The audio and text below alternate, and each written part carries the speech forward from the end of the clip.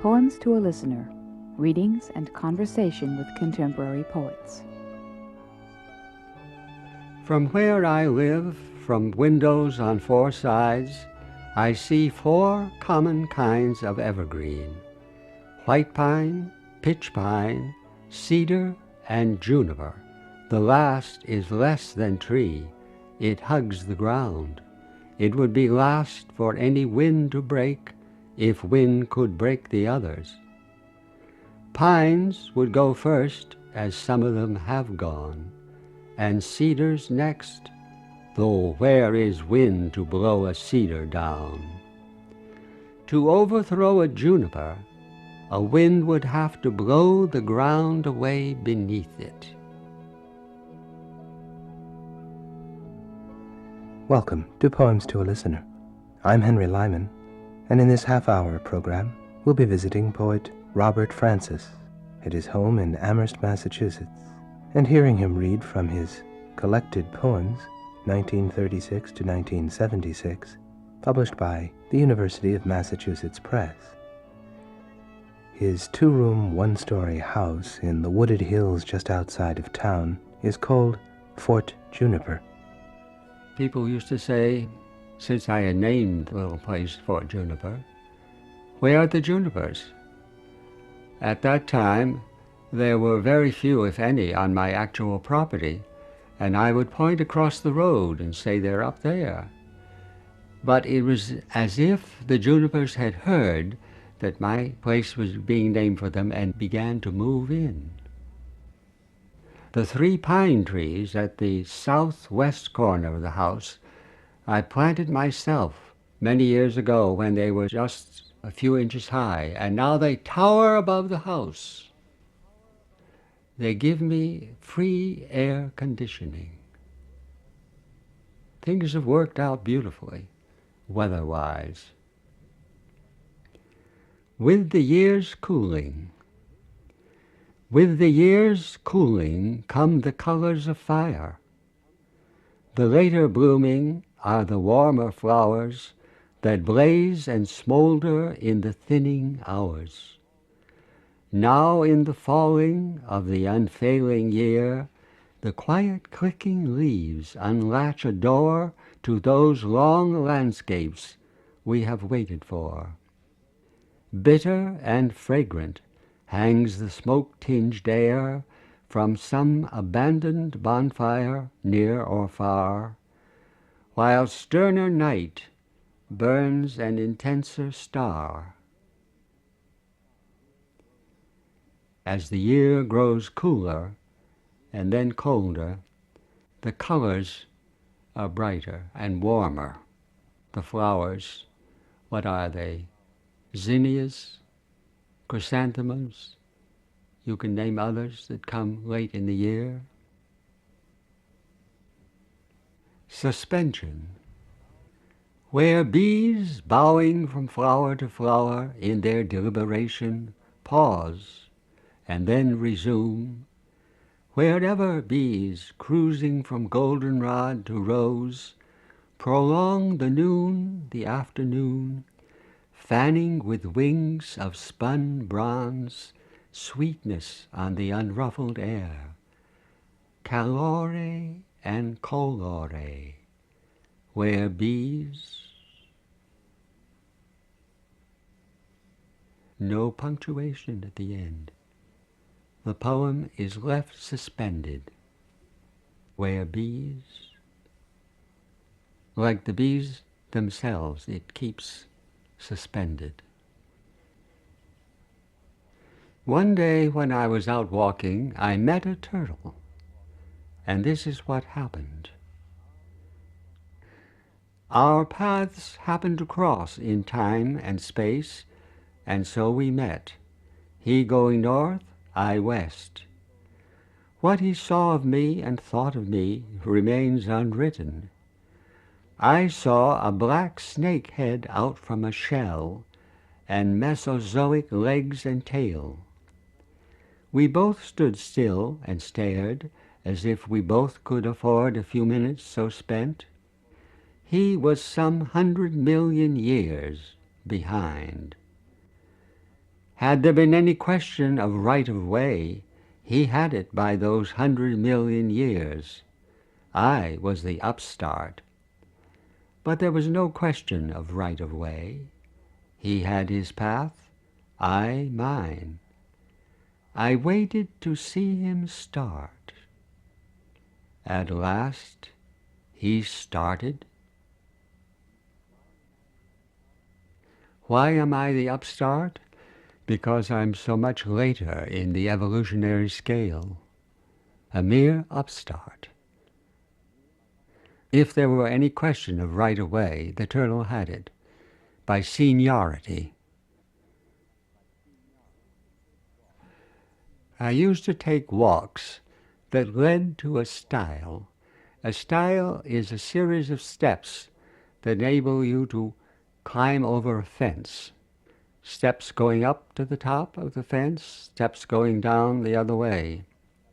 But instead of crossing the fence by the stile, I used to like to sit on the top and contemplate the view. I walked a casual country mile. I walked until I came to a stile, and climbed up and sat down a while. The stile was not yet obsolete. The top step served me for a seat. The lower steps served for my feet. Not far away some pigs were lazing.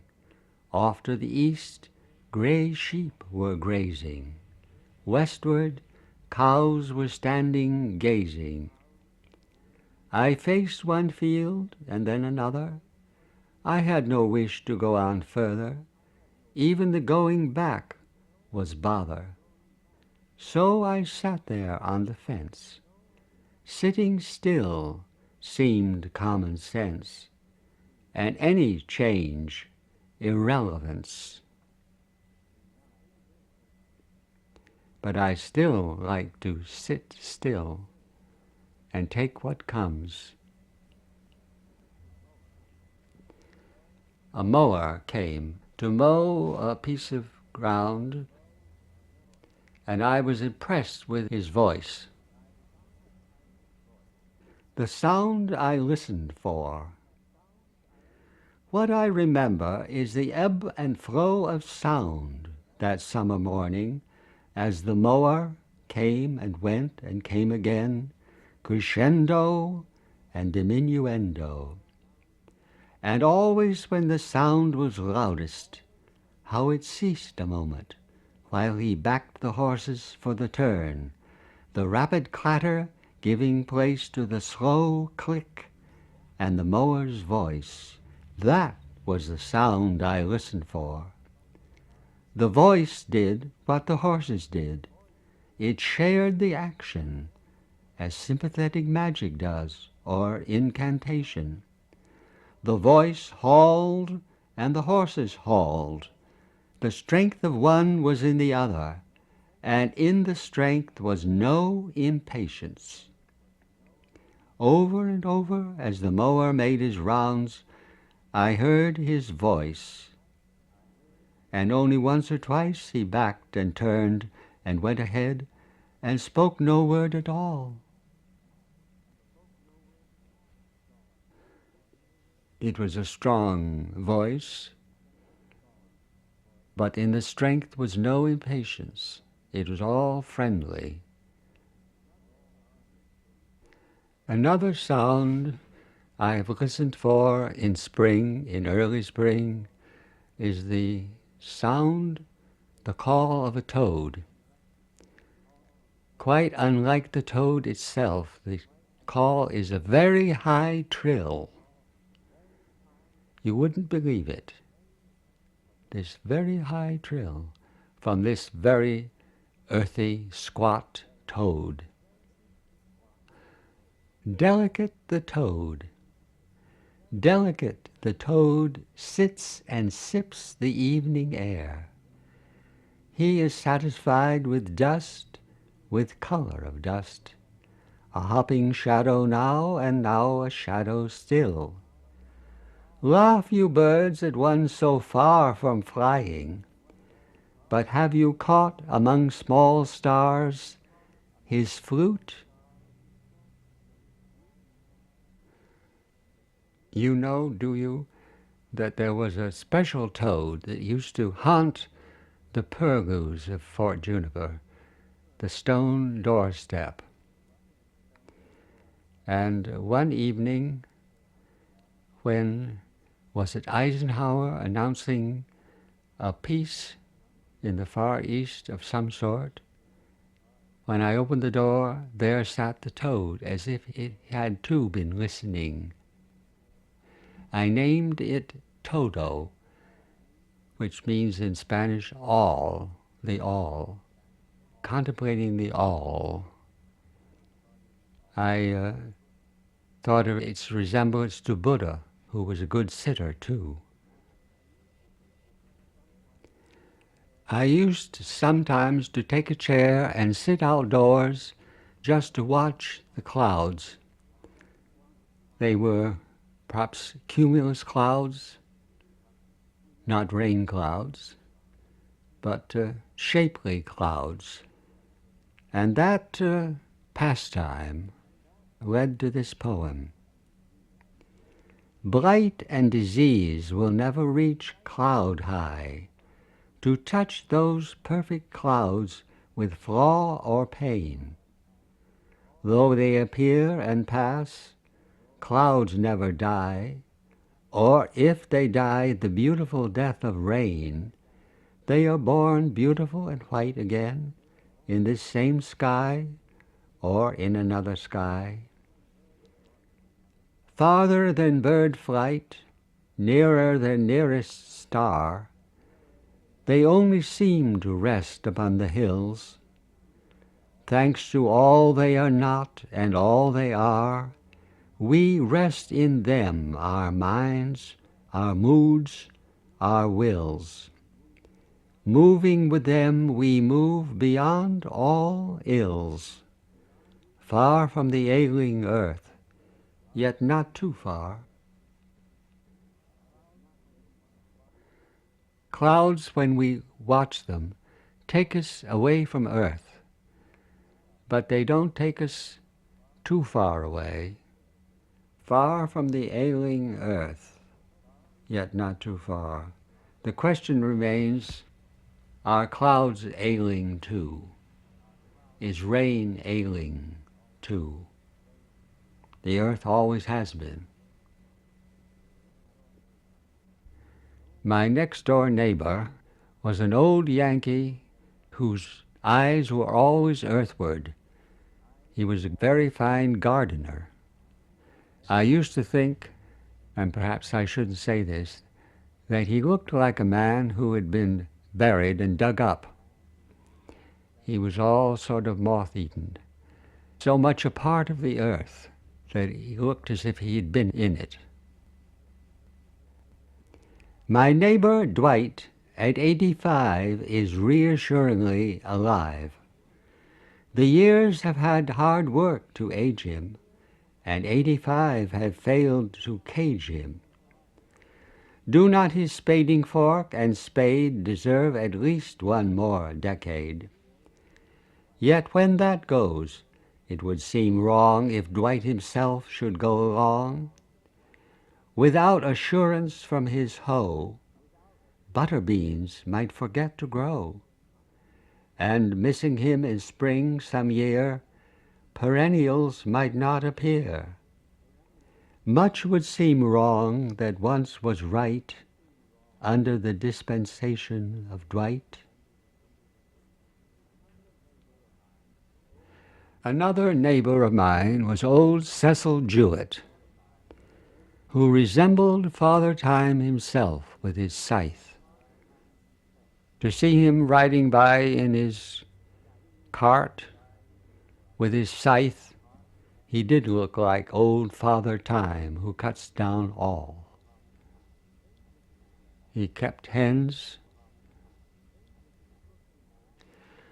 The oldest looking man, the slowest moving I ever saw, dressed all in somber black, and with the great December snowdrift beard, leans on a staff, and with his other hand feeds a few barred rock hens from a slung basket.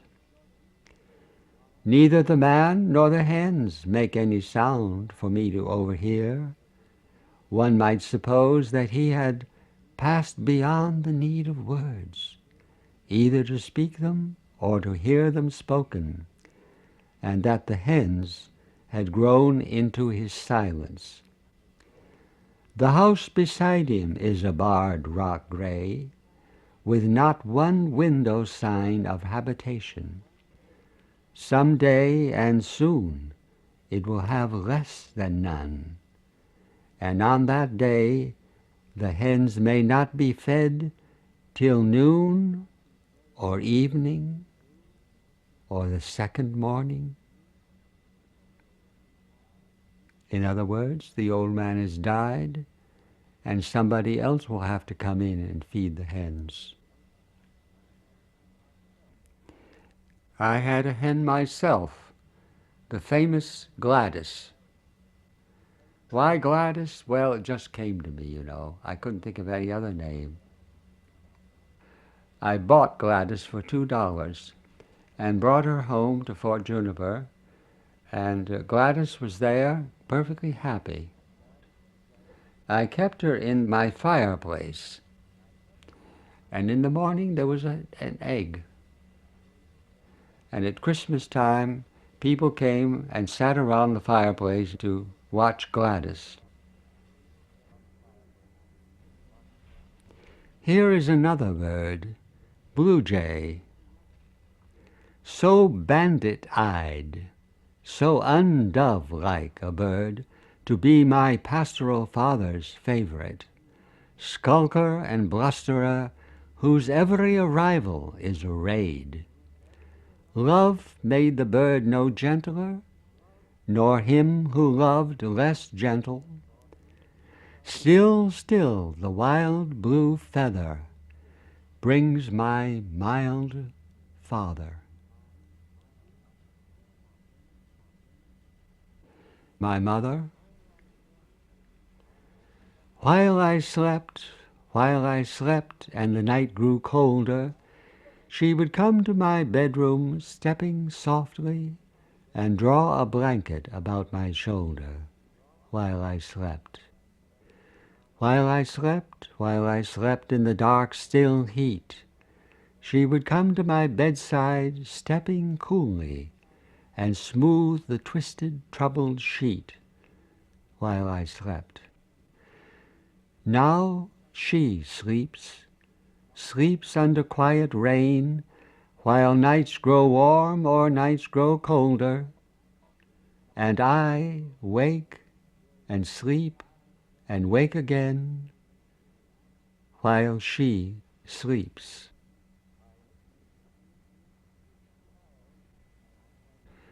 As a child, I had a strange superstition about shadows, night shadows from telephone poles or trees, and I took pains not to step on them, but to leap across them. Well, that superstition has long ago vanished, but it has led me to compare the fear I had with whatever fears I may have today. Shadows. One of the shadows in my boyhood mind made me avoid night shadows on the ground. Shadows of telephone poles, shadows of trees. I would not step on one if I could help it. I leaped them like a runner leaping hurdles.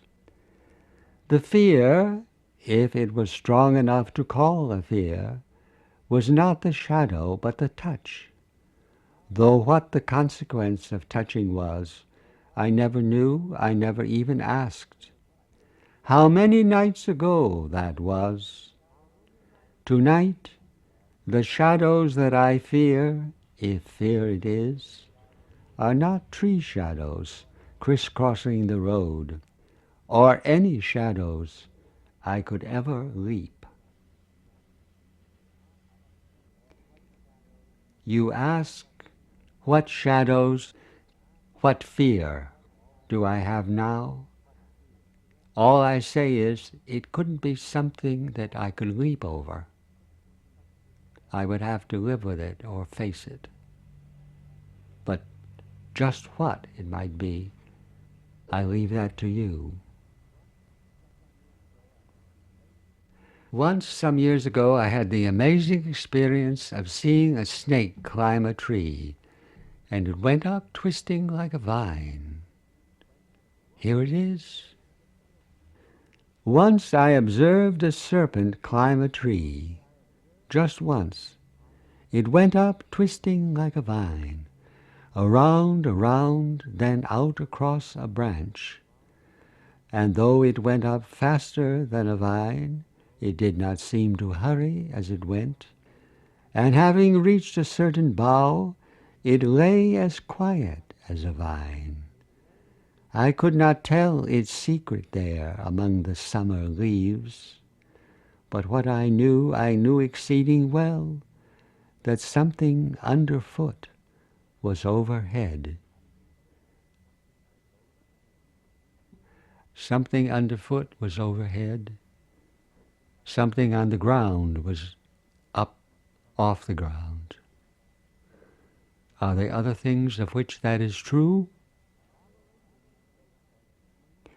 Babylon and Babel. For what was dark and vast, man used to read the past. 2 words he brooded on were Babel and Babylon. The tower that rose so steep, the town that sank so deep. But words and worlds decay. Where are those 2 today?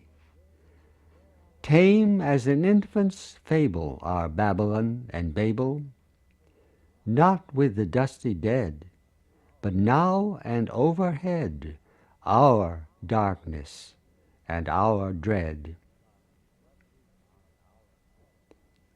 What is our darkness and our dread today? Nuclear warheads, acid rain, and God knows how much else. Now overhead. Rocking Boulder. Despite its age, despite its weight, this boulder serves to demonstrate the instability of hate. What held it rigid wore away, until an age, until a day, when children rocked it in their play. The ground around the boulder has been eroded by rain and snow, frost, wind, and so on, so that it becomes unstable to the extent that a child can tip it. Do not bend the knee to Baal, to Moloch, to the Pentagon. Do not fold the hands. Baal was a popular god, a nature god of the neighbors of the ancient Hebrews. Moloch was another god, influential and powerful in the region, and he demanded a sacrifice of living children thrown into a fiery furnace. Well, not so very different from the Pentagon, its fiery furnace. Where is the island? The talk was difficult and deep and long.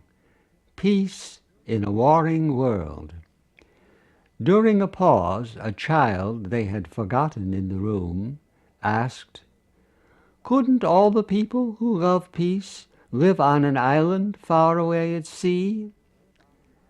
So innocent-wise it was, they scarcely smiled, An old man answered gently, "Where is the island large enough, my child, to hold us all? And were we but a handful, where is the island small enough and bare enough and far enough away that hunters wouldn't come with dogs and guns and hunt us like wild geese?" "You don't mean wild geese, do you?" said the child. "Only the dogs and hunters would be wild."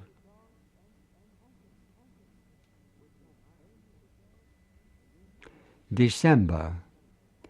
Dim afternoon, December afternoon, just before dark, their caps a Christmas or un-Christmas red, the hunters. Oh, I tell myself that death in the woods is far, far better than doom in the slaughterhouse. Still the hunters haunt me. Does a deer die now, or does a hunter? Dim afternoon, December afternoon, by cold intent or accident, but always my death. Why my death? By identification with the dead deer or the dead hunter. Old roofs that only yesterday were dingy, indiscriminate gray, with no appreciable design and not one clean-cut slope or line, now startle and delight the eye, clear white against the winter sky. Their surfaces are all intact, their corners sharp, their lines exact, as if their purpose was to show the plain geometry of snow. They look like problems waiting proof. Your roof, my roof, any old roof. Everybody needs a roof. But what about those who have no roof? Good night near Christmas. And now, good night. Good night to this old house, whose breathing fires are banked for their night's rest. Good night to lighted windows in the west. Good night to neighbors, and to neighbors' cows whose morning milk will be beside my door. Good night to one star shining in. Good night to earth, poor earth with its uncertain light, our little wandering planet still at war. Good night to one unstarved and gnawing mouse between the inner and the outer wall. He has a paper nest in which to crawl. Good night to those who have no bed, no house.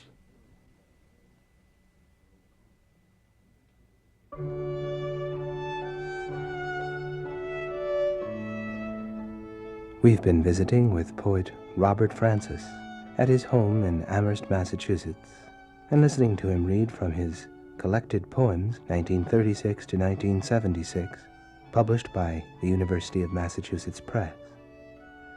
I'm Henry Lyman. Thanks for being with us. Poems to a Listener was produced by WFCR, Amherst, Massachusetts, with technical assistance by Sheldon Katzman. Financial assistance was provided by the Massachusetts Council on the Arts and Humanities, the National Endowment for the Arts, and the Massachusetts Foundation for Humanities and Public Policy.